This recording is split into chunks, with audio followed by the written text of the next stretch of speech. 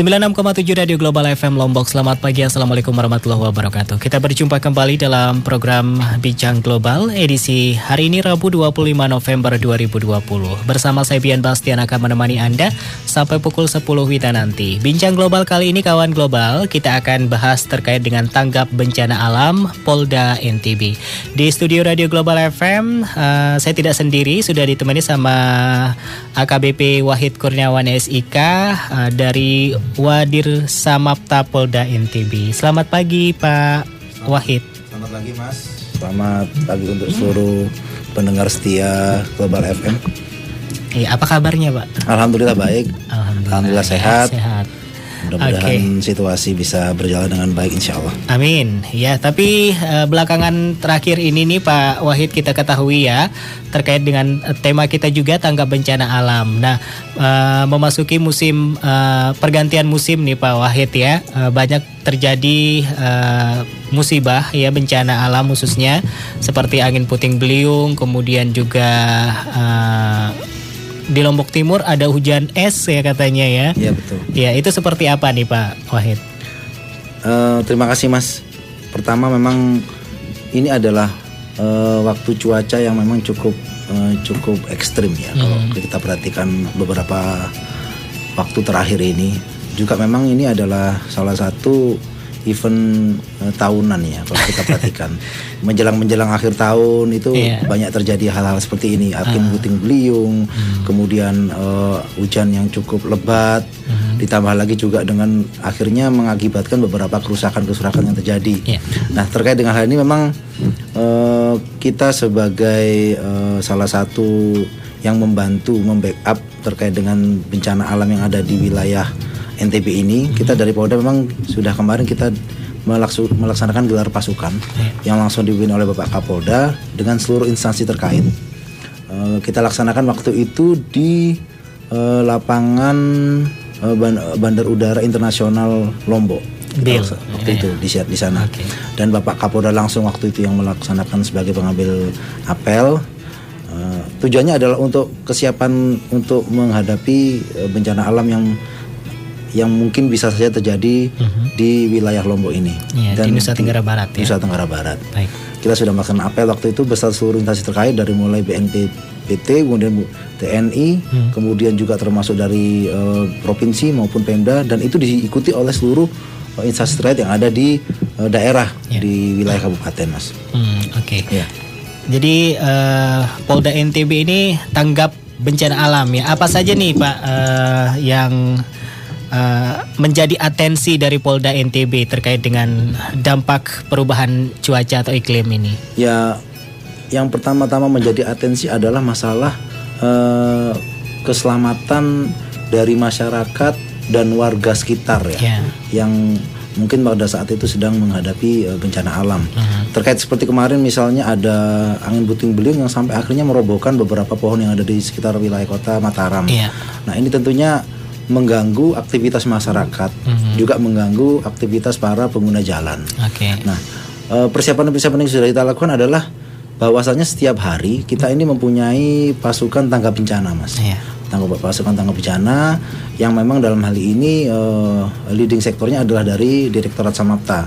Jadi setiap hari kita melaksanakan piket tanggap bencana untuk membackup daripada anggota pasukan yang ada di Polresta Mataram. Seperti kemarin pada saat terjadi pohon tumbang dan sebagainya, kita langsung kerahkan anggota pasukan yang sudah piket ini dengan membawa berbagai peralatan-peralatan yang seperti misalnya kita bawa senso, kemudian kita bawa kendaraan-kendaraan yang kita gunakan untuk mengangkut mungkin pohon-pohon yang sudah tumbang tersebut. Terus kemudian juga kita bekerja sama dengan anggota dari Lantas untuk mengatur lalu lintas supaya tidak terjadi kemacetan, karena kan pada saat kita membersihkan pohon-pohon tersebut, kita memotong pohon-pohon yang menghalangi jalan, tentunya jangan sampai lalu lintas aktivitas yang ada di jalan itu terganggu. Makanya lalu lintas juga kita libatkan, dan juga dari pihak Direktorat Lalu Lintas bekerja sama dengan Direktorat Samapta. Apabila keadaannya sudah sangat mengganggu dan tidak bisa kita selesaikan dalam waktu yang singkat, biasanya arus akan kita alihkan. Seperti itu Mas. Oke, seperti untuk wilayah Senggigi kemarin kan sempat banjir beberapa kali Pak. Ya, itu seperti apa nih dari Polda NTB? Pada saat terjadi banjir, pertama memang kita membantu evakuasi dari warga Mas. Kita evakuasi di tempat yang aman. Biasanya kita arahkan kita cari lahan-lahan lapangan yang bisa kita tempatkan evakuasi masyarakat di situ.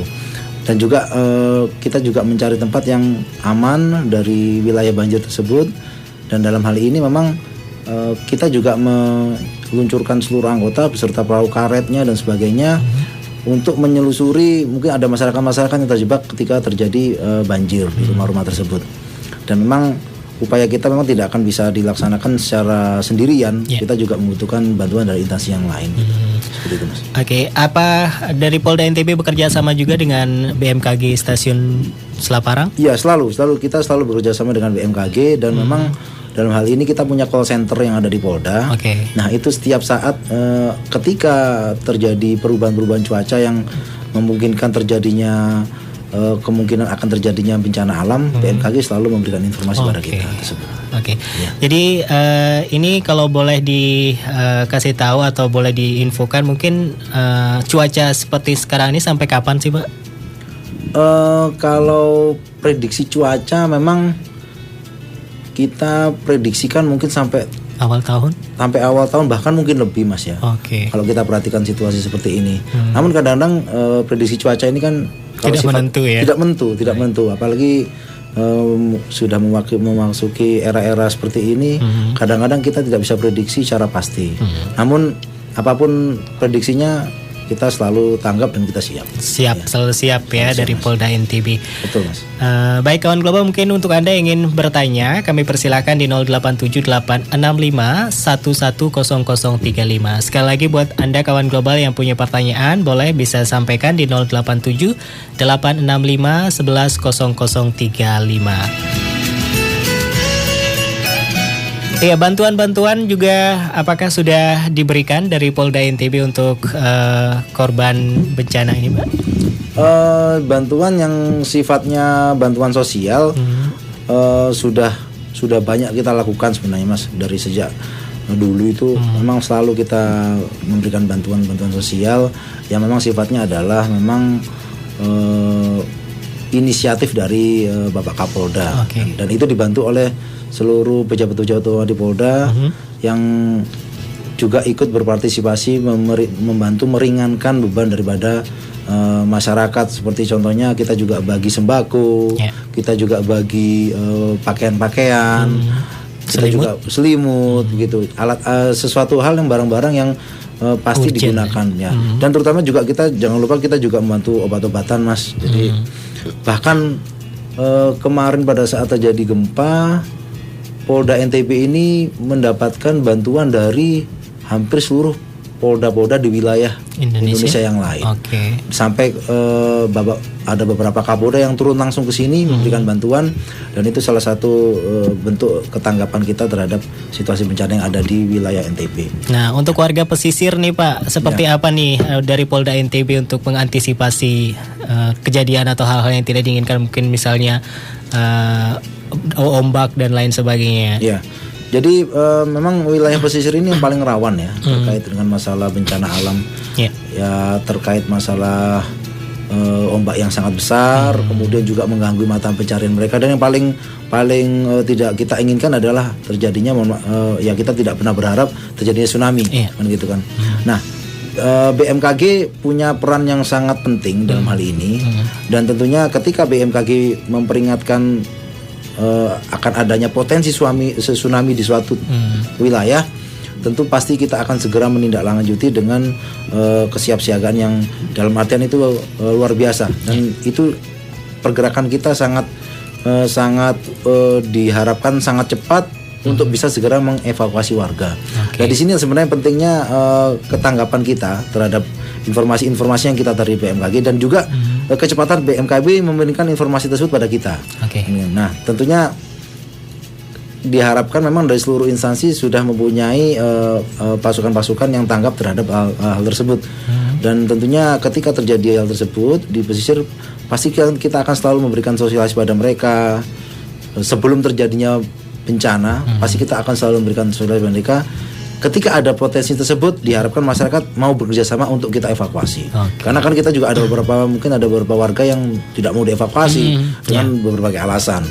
Dan tentunya hal ini menjadi sorotan kita, jadi pemikiran utama kita bahwasannya hal tersebut jangan sampai terjadi. Ketika terjadi hal tersebut, mereka mudah kita ajak untuk berevakuasi, untuk kita ajak untuk aman dari tempat wilayah yang bisa terjadi potensi tsunami tersebut. Oke, untuk lokasi evakuasinya sendiri sudah ditentukan atau sudah ada atau bagaimana? Sementara kita tentukan kalau untuk di Polda sendiri kita siapkan di lapangan Gajah Mada. Gajah Mada. Di lapangan Polda Gajah Mada, NTB, Polda NTB tersebut. Oke, untuk kebutuhan sendiri selama ini Pak, dari Polda NTB sendiri apakah sudah cukup atau masih ada lagi yang dibutuhkan? Kalau sifatnya bencana lokal yang tidak terlalu berat, kita cukup bisa mengatasi hal tersebut. Namun kalau sifatnya sudah seperti kemarin pada saat bencana alam terjadi gempa, kemudian diikuti disusul dengan kejadian-kejadian tsunami kecil, memang kita masih perlu membutuhkan bantuan. Oke. Ya. Polda NTB sendiri ada berapa personil nih untuk tanggap bencana ini sendiri? Kalau tanggap bencana yang masuk dalam sprint itu kurang lebih 57 anggota personil yang kita siapkan tanggap bencana setiap hari. Namun apabila terjadi bencana global, maka seluruh pasukan ada Direktorat Samapta berjumlah 278 itu akan kita kerahkan seluruhnya, Mas. Oke. Ya. Dan bahkan kemarin dari Bapak Kapolda menyampaikan seluruh sumber daya yang ada di Polda akan kita kerahkan secara maksimal dan optimal untuk bisa membantu masyarakat mengatasi bencana alam yang ada di NTB. Oke. Ya. Untuk masyarakat sendiri apa sih yang perlu diperhatikan nih Pak terkait dengan cuaca ekstrim sekarang ini? Mungkin kalau saran yang perlu kita sampaikan kepada masyarakat terkait dengan cuaca ekstrim saat ini adalah pertama adalah memperhatikan keselamatan pribadi masing-masing.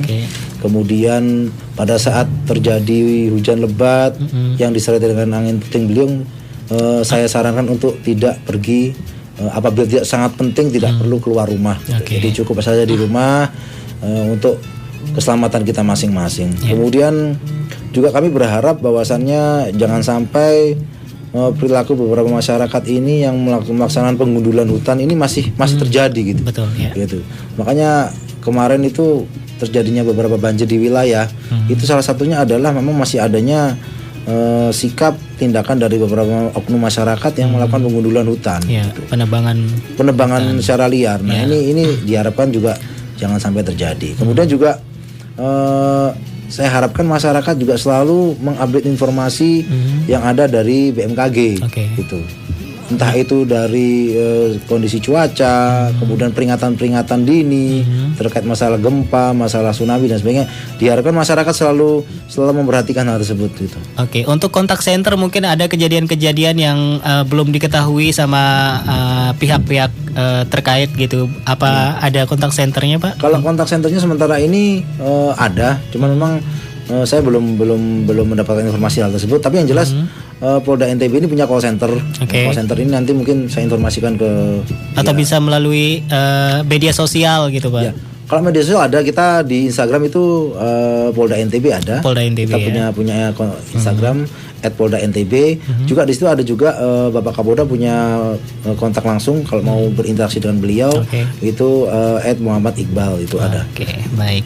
Nah, jadi kawan global, buat Anda mungkin yang ingin melaporkan kejadian-kejadian di sekitar Anda mungkin yang belum diketahui sama pihak berwajib atau pihak terkait yang menangani tanggap bencana ini, silakan Anda bisa hubungi akun media sosial Instagram di Polda NTB atau bisa langsung berinteraksi dengan Bapak Kapolda sendiri di @muhammad_iqbal ya.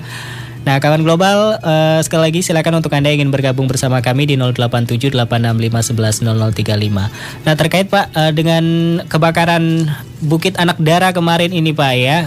Dari Polda NTB sendiri apakah ikut turun terjun langsung untuk memadamkan kebakarannya? Ya, jadi terkait dengan masalah kebakaran hutan ini memang adalah satu hal yang cukup menjadi atensi dari pimpinan kita.